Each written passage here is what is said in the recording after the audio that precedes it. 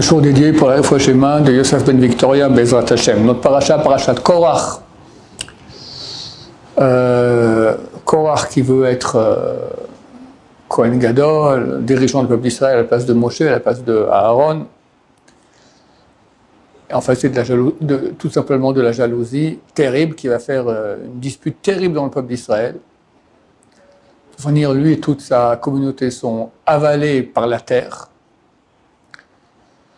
Et lorsque la terre s'ouvre pour avaler toutes ces plus de 250 personnes, alors c'est marqué que dans l'enfer, il y a un petit monticule qui s'est levé, et dessus il y avait les 3 fils de Korach qui ont été sauvés.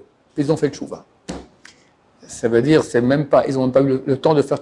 Quand on fait tchouva, il faut dire Dieu, j'ai péché, je regrette. Ils ont eu simplement une pensée. C'est très rapide parce que la terre s'ouvre, tu tombes, si c'est trop tard. Korach lui aussi, il a fait tchouva. C'est écrit que Rabba Barbachan se promenait un jour dans le désert. Il a raconté Eloah Navi. Eloah Navi lui dit, viens, je te montre maintenant où se trouve Korach. Il y avait un trou comme ça dans la terre, on voyait de la fumée qui sortait.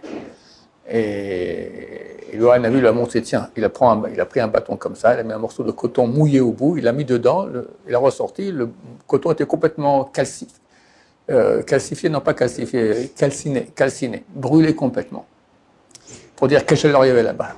Vas-y, écoute, et tu vas entendre Korach. Et il entend Korach qui dit, Moshe Emet, Vetorato Emet. Moshe, il est vrai, sa Torah aussi est vrai. Et Rabba Bachan a demandé, mais qu'est-ce que c'est ça? Il dit, tous les jours, on coupe son corps en petits morceaux, on les brûle dans une poêle comme ça, et tous les jours, on le refait cela.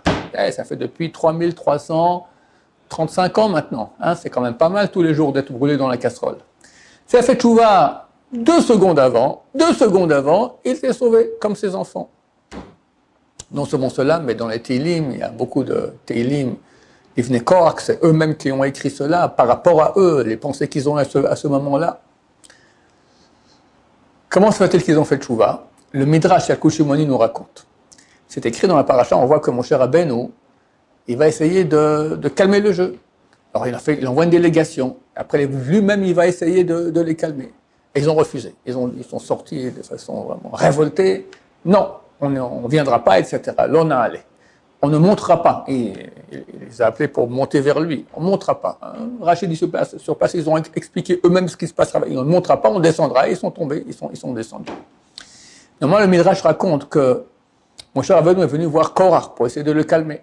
Et à côté de lui, il y avait ses 3 enfants. Ils étaient assis à table, etc. Alors que les enfants ont vu Moshe qui arrivait, ils ont dit, qu'est-ce qu'on fait? Si on se lève devant Moshe, ça fait honte à notre père. Si on ne se fait pas devant Moshe, ça fait honte à Moshe. Moshe, c'est comme la génération aussi, au moins un Talmid Chacham, d'accord? Ils ne savaient pas quoi faire. Et pour venir, ils se sont quand même levés. C'est pas qu'ils ont fait tchouva, ils étaient de côté de Korach, de A à Z, total. Mais ils ont fait kavod à Moshe.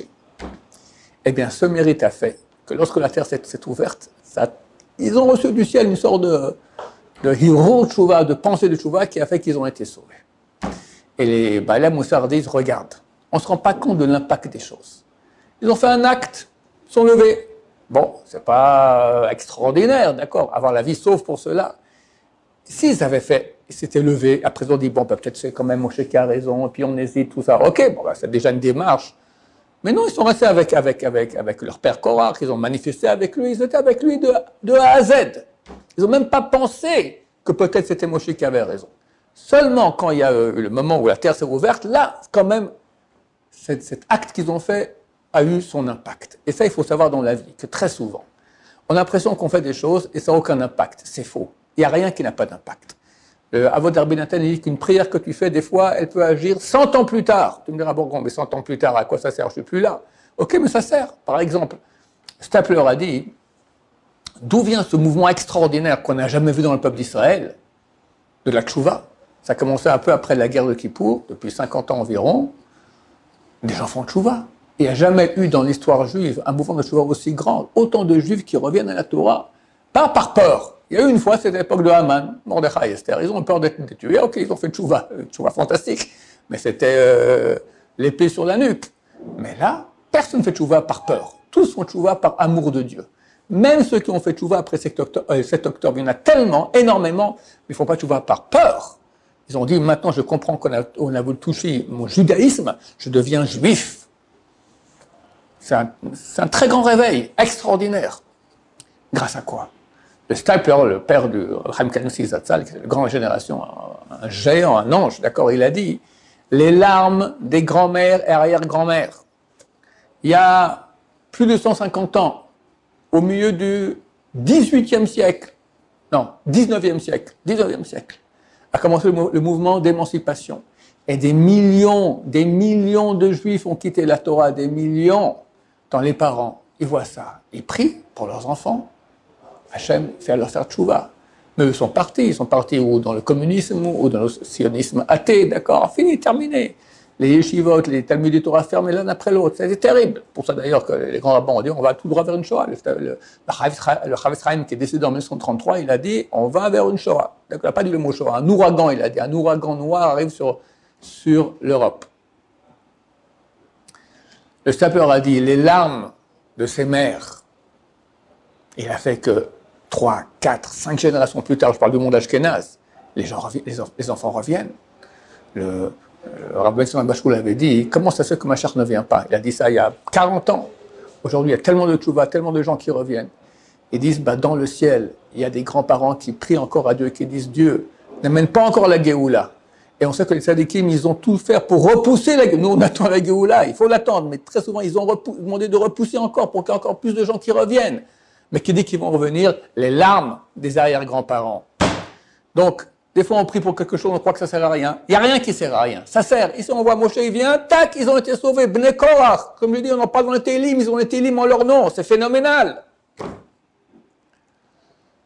y avait un rabbin, il s'appelait le Rav Hillel Mikomolia. C'était il y a un siècle environ.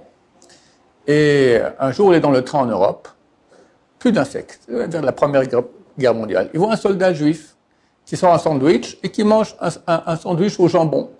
Bon, il va lui parler, il parle de la Torah, machin, etc. Okay. Le soldat, il écoute à peine, d'accord. Il finit le premier sandwich, il sort un deuxième sandwich et il continue. À la fin du deuxième sandwich, il dit, tu sais, tu remarques que tu me parles là depuis 5 minutes, mais je m'en fous complètement de ce que tu dis. Alors, pourquoi tu continues? Il dit, je continue, je t'explique pourquoi je continue. Maintenant, tu es jeune, tu es un soldat, tu as toute ta force avec toi. Mais la vie, il y a des hauts et des bas. Puis un jour, on vieillit, il y a des jours des maladies, il y a des choses, même le jour de la mort. Peut-être que les paroles que je veux dire maintenant, elles auront un impact sur toi. Et c'est clair que c'est comme ça. Nous, on faisait des séminaires, dans ma jeunesse, je faisais des séminaires en France. C'était fantastique. Sur un public, il y avait 50% qui faisaient le tchouva. Non, tout le monde. Il y a eu des cas, moins de 10 durant toute ma vie, qui ont dit, après un séminaire, on ne croit pas encore que la Torah est vraie. Tous ont compris que c'était vraiment divin et d'origine divine. Maintenant, est-ce qu'ils agissent dans ce sens ou pas? On avait à peu près 50% qui commençaient à faire tchouva, dont une petite partie aussi qui tombait après. D'accord? L'autre 50%, alors pourquoi est-ce qu'on les reçoit au séminaire? Bon, d'abord, on ne sait pas s'ils font tchouva ou pas, mais c'est clair que ça sert. Parce que le type, il a vu que la Torah est vraie. Il y a eu un message de vérité qui l'a touché, ils ont été touchés. Mais commencer à faire Shabbat, commencer à être en tsniout, commencer à manger, c'est vrai que c'est pas facile, d'accord, hâte de changer. Mais c'est le début. Et on sait que ça sert. Pourquoi? Hachem fera la suite. Un beau jour, le type, allez, chimiothérapie, mon cher ami. Oh là là là là là là. Avant le séminaire, il a prié, qu'est-ce que j'en sais, moi, au suspendu ou au gros tout jaune là qui vient d'Inde, d'accord? Qu'est-ce qu'il aurait, je sais pas à qui il aurait prié. Là, il sait que Dieu existe, il sait que c'est vrai, il se met à prier. C'est-à-dire que chaque acte qu'on fait, il a un impact. Et Dieu s'occupe du reste après. Il s'occupe. Nous, on n'est pas, comme a dit le Rav de Brisk, on n'est pas les bâtiments du monde, on n'est pas les propriétaires du monde. On n'a pas à agir. Tu dois faire ce que tu peux, tu plantes. Ça poussera pas, c'est plus ton affaire. Nous, on a nos mitzvot à faire. Et ça, il faut savoir, parce que des fois, on est découragé. Que ce soit dans faire tchouva à quelqu'un, prier pour la réfoua de quelqu'un, on pense que ça sert à rien. Ça n'existe pas. Je suis en contact directement avec quelqu'un qui a été, là, à l'Echem, il a été envoûté, mais de façon extrêmement grave et très difficile. Il a une vie, un vrai enfer. Des grands rabbins, on le dit, normalement, tu aurais dû mourir sur place de souffrance. Et il tient bon.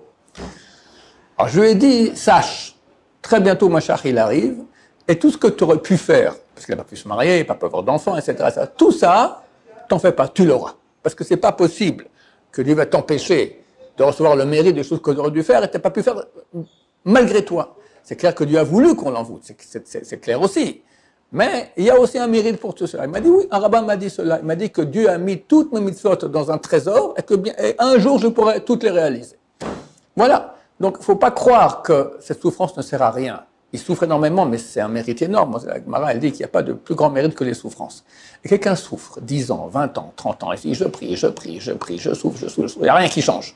Mon cher ami, c'est pas ici qu'on regarde le résultat. D'abord, il y a Olam Haba. Et ici, c'est fini, Olam Haba, c'est infini. Infini! Ça ne s'arrête jamais, terminé.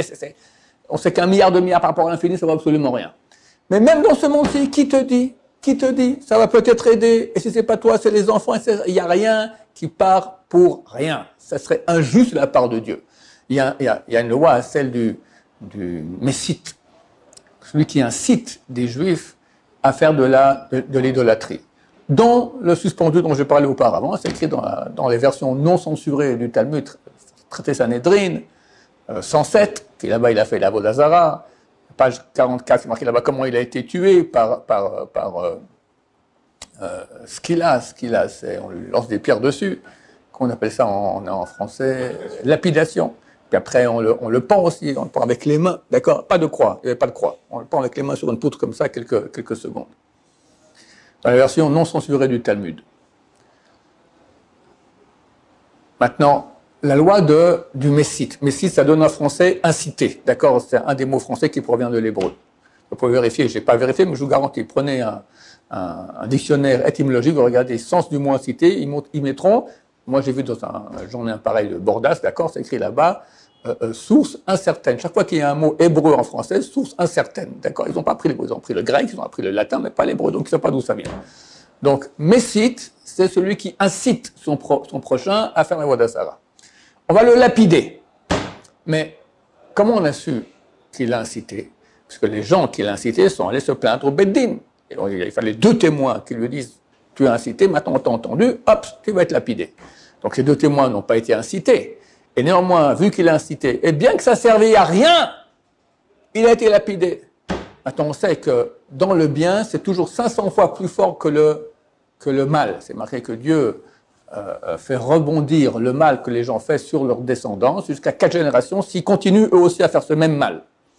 Par contre, pour le bien qu'on fait, sur 2000 générations.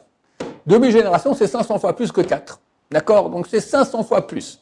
Pour quelqu'un qui a incité à faire le mal et qui a réussi à faire rien du tout, il est lapidé, alors pour le bien que tu fais. Même si ça ne sert à rien. Ça, d'abord, comme j'expliquais, ça n'existe pas, ne sert à rien. Ça sert parce que Dieu est juste et tous les efforts qu'on fait sont remboursés. Mais remboursés à combien? Récompensés à combien? Pas à 4. 2000! 2000! Même si ça servait à rien. Et quand ça sert, c'est encore plus. Donc on va continuer à persister dans les prières, bien qu'on ait l'impression que ça ne sert à rien. Persister aux Zikouï Rabim, à parler aux gens pour qu'ils fassent Tchouva. Ça ne sert pas maintenant, ça servira plus tard, Bezrat Hashem. Il n'y a rien qui sert à rien. C'est ça la grande leçon qu'on a à apprendre des Bnei Korach, de ces grands tzadikim qui ont fait Tchouva à la dernière seconde. Baruch Adonai, l'olam, amen, amen.